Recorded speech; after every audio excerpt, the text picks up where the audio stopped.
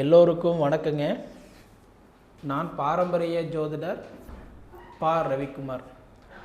இப்போ நாம் பார்க்கக்கூடிய ஒரு தலைப்பு பார்த்தீங்க அப்படின்னா 2025 வரக்கூடிய ஆகஸ்ட் மாதத்துக்கு உண்டான மாத ராசி பலன்களை பற்றி தான் இந்த காணொலியில் பார்த்துட்ருக்குறேங்க. பொதுவாக பார்த்தீங்க அப்படின்னா இந்த 2025 வரக்கூடிய ஆகஸ்ட் மாதம் காலப்புருஷ தத்துவத்துப்படி, அதாவது 8வது ராசின்னு சொல்லக்கூடிய விருச்சக ராசியில் பிறந்தவங்களுக்கு என்னென்ன மாற்றங்களை கொடுக்க போகிறாரு அதை பற்றி தான் இந்த காணொலியில் பார்த்துட்ருக்குறோம். பொதுவாகவே பாருங்கள், அதாவது விருச்சக ராசிக்கு அதிபதி யாருன்னா செவ்வாய்.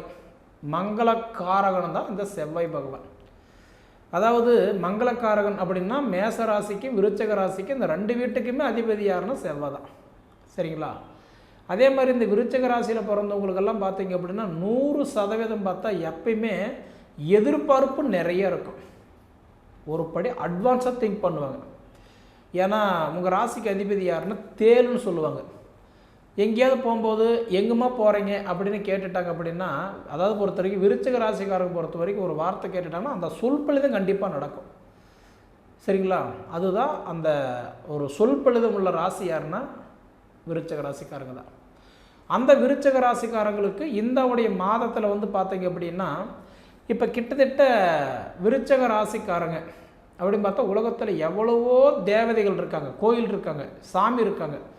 அப்படி பார்த்தா நம்ம ராசிக்கு எந்த ஆலயம் போனால் நல்லாயிருக்கும், எந்த கோயிலை கும்பிட்டால் நல்லாயிருக்கும், எந்த கடவுள் நமக்கு அனுகிரகமாக சப்போர்ட் பண்ணுவார் அப்படின்னு வந்து பார்த்தீங்க அப்படின்னா, விருச்சக ராசி எல்லாருக்குமே முக்கியமான கடவுள் எந்த கடவுளை கும்பிட்டால் நல்லது அப்படின்னு பார்த்தா ஸ்ரீ அலர்மேல், அதாவது மங்கை, ஸ்ரீ அலர்மேல் மங்கை கீழ்த்திருப்பதி போயிட்டு வந்தால் அது எங்கே இருக்குதுன்னு கேட்டிங்கன்னா, ஸ்ரீ அலர்மேல் மங்கை ஸ்ரீ அலர்மேல் மங்களபுரத்தில் இருக்குங்க.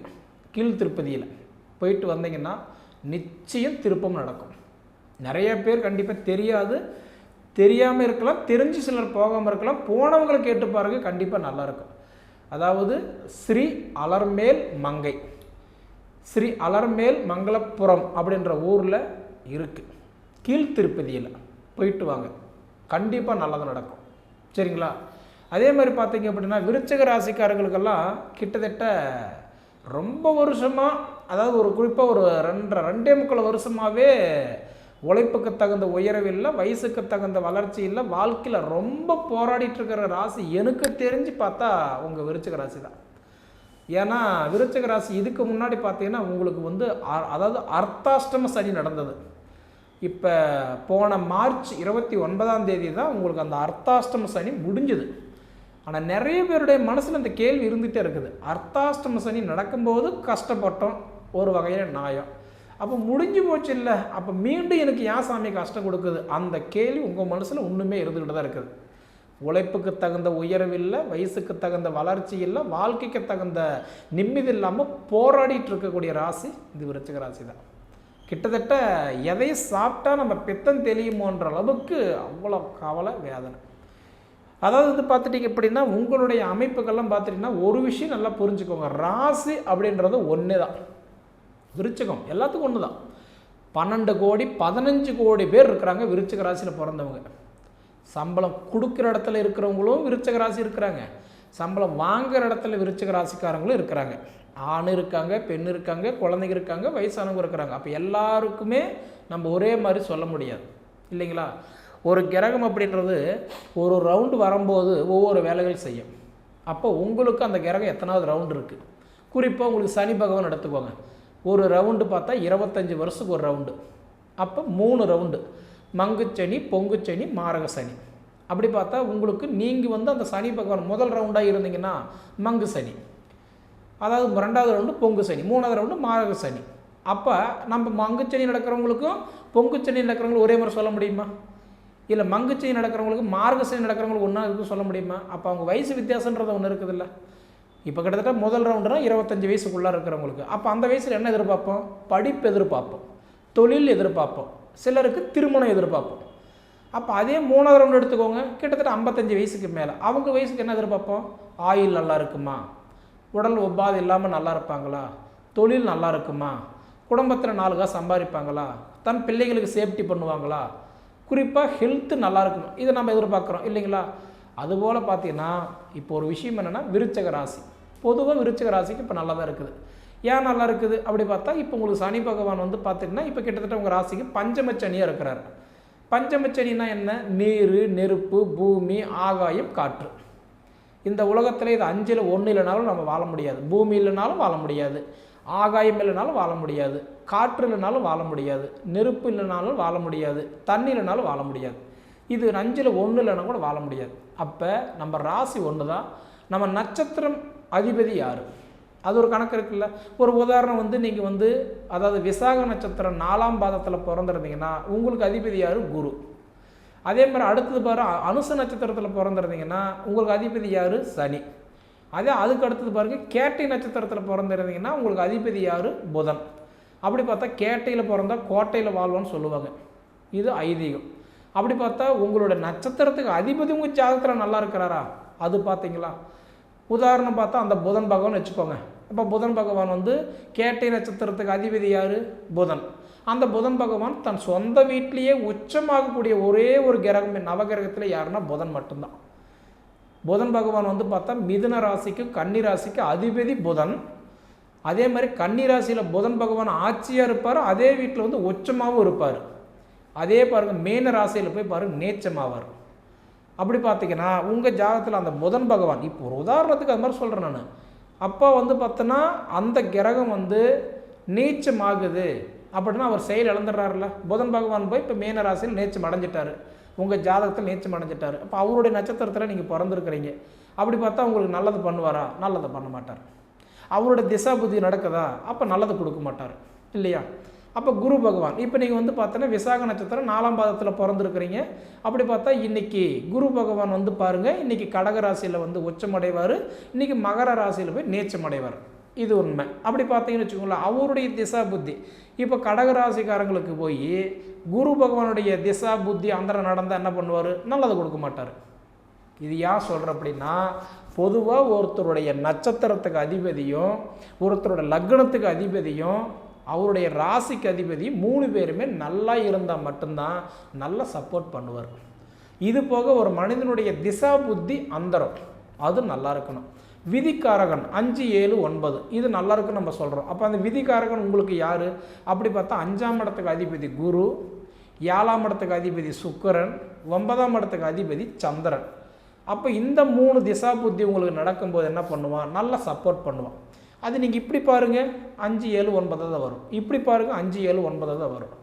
ஒரு மனிதனுக்கு இந்த 3 நல்லா இருக்கணும். நட்சத்திரத்துக்கு அதிபதி, ராசிக்கு அதிபதி, லக்னத்துக்கு அதிபதி, திசா புத்தி அந்தரம், விதிக்காரகன் 5, 7, 9 இவங்க நல்லா இருந்தால் மட்டும்தான் அடுத்த கட்டத்துக்கு நம்ம முன்னேறி போக முடியும். ஒன்றாச்சுங்களா? உழைக்கிறவங்க எல்லாருமே சாதிக்க முடியாது. உக்காந்துட்டு இருக்கிறவங்க எல்லாருமே கெட்டு போயிடுறதில்ல. உட்காந்துட்டு இருந்தே சாதித்தவங்க நிறைய பேர் இருக்கிறாங்க. உழைச்சி சாதிக்க முடியாமல் இருக்கிறவங்களும் ஒன்று இருக்கிறாங்க. அதுபோல் விதி எதாவதுன்றது பார்த்தா விருச்சக ராசிக்காரங்களுக்கு துல்லியமாக நம்ம சொல்ல வேண்டிய விஷயம் என்னென்னா உங்களுடைய தரித்திரம் தீரணும், கவலைகள் தீரணும், உங்களோட கஷ்டங்கள் தீரணும், மன நிம்மதி இருக்கணும், அமைதி இருக்கணும், வாழ்கிற வாழ்க்கை நிம்மதியான வாழ்க்கை வாழணும் அப்படின்னா ஸ்ரீ அலமேலு மங்கை அதாவது கீழ் திருப்பதி போயிட்டு வாங்க, நல்லாயிருக்கும். இந்த 3 விதிகாரங்களை நீங்கள் முதல்ல பார்த்துக்கிடுங்க. 1 அடுத்தபடி பார்த்தா இன்றைக்கி பஞ்சம சனி நல்லா தான் இருக்குது சரிங்களா? அப்போ நல்லா இருக்கும்போது இன்றைக்கி 100% அந்த சனி பகவான் இப்போ வக்கரத்துக்கு போயிருக்கிறார். அப்போ வக்கரத்துக்கு போயிருக்கிறாருன்னா என்ன பண்ணுவார்? ஜூலை 13ஆம் தேதியிலிருந்து நவம்பர் 28ஆம் தேதி வரைக்கும் உங்களுக்கு நல்லா தான் இருக்கும். தேவையில்லாத விஷயத்தில் நம்ம தொட்டால் கரண்ட் தொட்டால் ஷாக் அடிக்க நமக்கு தெரியும், தெரிஞ்சு ஏன் தொடணும்? அதுபோல் நமக்கு வந்து பார்த்தா ஒரு விஷயம் இது நமக்கு வேண்டாம், ஜாமீன் எழுத்து போட்டால் கட்ட மாட்டாங்க, நீங்கள் தான் கட்டுற மாதிரி வரும். 10 ரூபா வாங்கி கொடுக்குறீங்க, கட்ட மாட்டோம், நீங்கள் தான் கட்டுற மாதிரி இருக்கும். மற்றவங்களுக்கு ஒரு டாக்குமெண்ட் வாங்கி கொடுக்குறீங்க, ஒரு டாக்குமெண்ட்டுக்கு எழுத்து போட்டு கொடுக்குறீங்க, ஒரு கிரையம் பண்ணி வைக்கிறீங்க, ஒரு 10 ரூபா இந்த மாதிரி கூட்டு பிஸ்னஸ் பண்ணுறீங்க. ஒரு எதிர்பார்ப்பு வேண்டாம், கமிட்மெண்ட்டு கம்மி பண்ணிக்கோங்கன்னு சொல்கிறேன். ஒன்றாச்சுங்களா? ஏன்னா இந்த மாதம் பொறுத்த வரைக்கும் தேவையில்லாத விஷயத்தில் இறங்கிட்டீங்கன்னா தேவையில்லாத வழிகள் அனுபவிக்கிற வாய்ப்பு கண்டிப்பாக விருச்சிக ராசிக்காரங்களுக்கு உண்டு. ஒன்றாச்சுங்களா? இது போக பார்த்தா செவ்வாய் பகவான் உங்கள் ராசிக்கு எத்தனாம் இடத்துல இருக்கிறாரு? இப்போ 11ஆம் இடத்துல இருக்கிறாரு. அப்போ செவ்வாய் 11ஆம் இடம் உங்கள் வீட்டுக்கு அதிபதி 11ஆம் இடத்துல லாபஸ்தானத்தில் இருக்கிறார். அப்போ நம்ம வீட்டில் நமக்கு எவ்வளோ மதிப்பு மரியாதை இருக்கோ அந்த மதிப்பு மரியாதை வெளியில் போனால் கிடைக்கும். அப்போ உங்கள் வீட்டுக்கு அதிபதி இப்போ எங்கே இருக்கிறாரு? 11ஆம் இடத்துல இருக்கிறாரு, லாபஸ்தானத்தில் இருக்கிறாரு. நிச்சயமாக சொல்கிறேன், இந்த ஆகஸ்ட் மாதம் 1ஆம் தேதியிலிருந்து ஆகஸ்ட் 31ஆம் தேதி வரைக்கும் உங்களோட வாழ்வாதாரம் தொழில் சூப்பராக இருக்கும். நீங்கள் பயப்பட தேவையில்லை. கடன் பிரச்சனைகளே இருந்தாலும் கண்டிப்பாக குறையிறதுக்கு வாய்ப்பு உண்டு. சரிங்களா? இது போக செவ்வாய் 8ல், குரு 8ல் இருக்கிறார். குரு 8ல் இருக்கிறாருன்னா அஷ்டம குரு. அஷ்டம குருவில் நஷ்டங்கள் பண்ணிட்டு போயிடுவான், ஒரு ஐதீகம் இருக்குது. அதுலேயே நம்ம முன்னோர்கள் என்ன சொல்லியிருக்கிறாங்க, 8லும் கெட்டிடும் ராஜயோகம். அதுக்கு அர்த்தம் என்ன? 8ஆம் இடத்துல போய் ஒரு கிரகம் உட்காருது, அப்போ 8ல் கெட்டிடும். அப்போ 8ஆம் இடத்துல குரு போய் கெட்டுட்டார். ஆனால் ராஜயோகம் உங்களுக்கு என்ன பண்ணுவார்? குரு சந்திரன் சேரும்போது நம்ம என்ன சொல்கிறோம்? குரு சந்திர யோகம். எப்பயுமே குருவும் சந்திரன் சேர்ந்தால் குரு சந்திர யோகம். அப்போ உங்கள் ராசிக்கு அதிபதி 8 இப்போ 8ல் இருக்கக்கூடிய அதிபதி குரு சந்திர யோகம். அப்போ உங்களுக்கு குரு நல்லது பண்ணுவார். தேவையில்லாத விஷயத்தில் நம்ம தொடர வரைக்கும், சரிங்களா? ஒரு விஷயம் தேவையில்லை, அது தொடர வரைக்கும் நமக்கு சிரமமாக தான் இருக்கும். அதனால் முடிஞ்ச வரைக்கும் கொஞ்சம் தேவையில்லாத வேலைகள் செய்ய வேண்டாம். அடுத்தது பார்த்தீங்க அப்படின்னா உங்களுக்கு சனி 5ஆம் இடத்துல இருக்கிறார். நிச்சயமாக பார்த்தா புத்திரஸ்தானத்துக்கு அதிபதி, பூர்வீக புண்ணியஸ்தானத்துக்கு அதிபதி 5ஆம் இடம் தான். அப்போ படிப்புன்றது ஒரு பக்கம் நல்லா இருந்தாலும் பூர்வீகத்தில் ஏற்பட்ட சங்கடங்களும் கண்டிப்பாக இந்த மாதம் உங்களுக்கு சரியாகும். கிட்டத்தட்ட ஜூலை 13லேருந்து நவம்பர் 28 வரைக்குமே இந்த பூர்வீக பிரச்சனை, இந்த குழந்தை பாக்கியத்துக்கு உண்டான பிரச்சனை, இதெல்லாம் ஓரளவுக்கு சரியாக எடுத்துக்கு வாய்ப்பு உண்டு. சரிங்களா? அதே மாதிரி சுக்கிரன் 8ல் இருக்கிறார். குரு கூடவே சுக்கிரன் சேர்ந்துருக்கிறார். கணவன் மனைவி 2 பேருக்குள்ள அந்யோன்யம் பெருகும். 2 பேர் ஒரு தொழிலில், ஒரு ஜாப்பில், ஒரு தொழில் தொட்டு இருக்கிறீங்க அப்படின்னா கணவன் தொழிலுக்கு மனைவி சப்போர்ட்டாக இருந்தாலும் சரி, மனைவி தொழிலுக்கு கணவன் சப்போர்ட்டாக இருந்தாலும் சரி, இவங்களுக்கெல்லாம் ஒரு நல்ல வாய்ப்பு கிடைக்கும். சரிங்களா? அப்போ இது போக புதன் பகவான் 9ஆம் இடத்துல இருக்கிறார், பாக்கியஸ்தானத்தில்.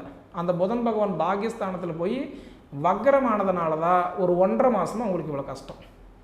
அந்த புதன் பகவான் இப்போ இந்த மாதம், அதாவது ஆகஸ்ட் மாதம் 11ஆம் தேதி என்ன பண்ணுறாருன்னா வக்ர நிவர்த்தி ஆகிறார். நிவர்த்தியாகி 11ஆம் தேதியிலிருந்து 30ஆம் தேதி வரைக்கும் புதன் பகவான் அதாவது கடகராசியில் தான் இருப்பார், 9ஆம் இடத்துலேயே இருப்பார். அப்போ உங்களுக்கு நல்லா இருக்கும், நீங்கள் பயப்பட வேண்டாம். அதே மாதிரி 9ஆம் இடத்துல இருக்க வேண்டிய சூரியன் அடுத்தது 10ஆம் இடத்துக்கு வராரு 17ஆம் தேதி அன்னைக்கு, ஆவணி மாதம் 1ஆம் தேதி அன்னைக்கு தன் சொந்த வீட்டுக்கு வரார். அப்படி வந்துட்டாருன்னா 10ஆம் இடத்துக்கு வரும்போது உங்களுக்கு தொழில் ரீதியாக மாற்றங்கள் ஏற்படும். மாத கிரகம் யாருன்னா சூரியன் தான். சூரியன் போய் 10ஆம் இடத்துல உட்காரும்போது உங்கள் தொழில் மாற்றங்கள் ஏற்படும். ப்ரமோஷன், சம்பள உயர்வு, இப்போல்லாம் அந்த அலுவலக பிரச்சனை, இந்த மாதிரி கிரையம் பிரச்சனை, பத்திரப்பதிவு, இந்த மாதிரி பார்த்தா பேங்க் பிரச்சனை, டாக்குமெண்ட் பிரச்சனை, இது எல்லாமே கிட்டத்தட்ட ஓரளவுக்கு சரியாகிறதுக்கு வாய்ப்பு உண்டு. எப்படி பார்த்தாலும் உங்களோட ராசிக்கு இந்த ஆடி பெருக்கு, அதாவதுன்றது ஆகஸ்ட் 3 தேதிக்கு மேலே உங்களோட வாழ்வாதாரம் நல்லா இருக்குது. நீங்கள் பயப்படவே வேண்டாம். சொல்லணும்னா ஒன்றும் சொல்லிகிட்டே போகல, எவ்வளோ விஷயங்கள் இருக்குது. சரிங்களா? குறிப்பாக நல்லா இருக்குது, 3 தேதிக்கு மேலே நல்லா இருக்குது. குறிப்பாக நீங்கள் திருமணம் வரணும் பார்த்தாலும் சரி, குழந்தை பாக்கியத்துக்கு பார்த்தாலும் சரி, தொழில் மாற்றங்கள் எதிர்பார்த்தாலும் இது எல்லாமே பார்த்தீங்க அப்படின்னா ஒரு 3 தேதிக்கு மேலே கண்டிப்பாக உங்களுக்கு அந்த வயசுக்கு தகுந்த மாதிரி மாற்றங்கள் அப்பப்போ உங்களுக்கு கிடைக்கும். சரிங்களா? சரி நேயர்களே, உங்கள் பொன்னான நேரத்தை ஒதுக்கி எவ்வளவு நேரம் என்னோடய காணொலியை நீங்கள் முழுமையாக பார்த்ததுக்கு மனசிலிருந்து கேட்டுக்கிறேனுங்க. நன்றி.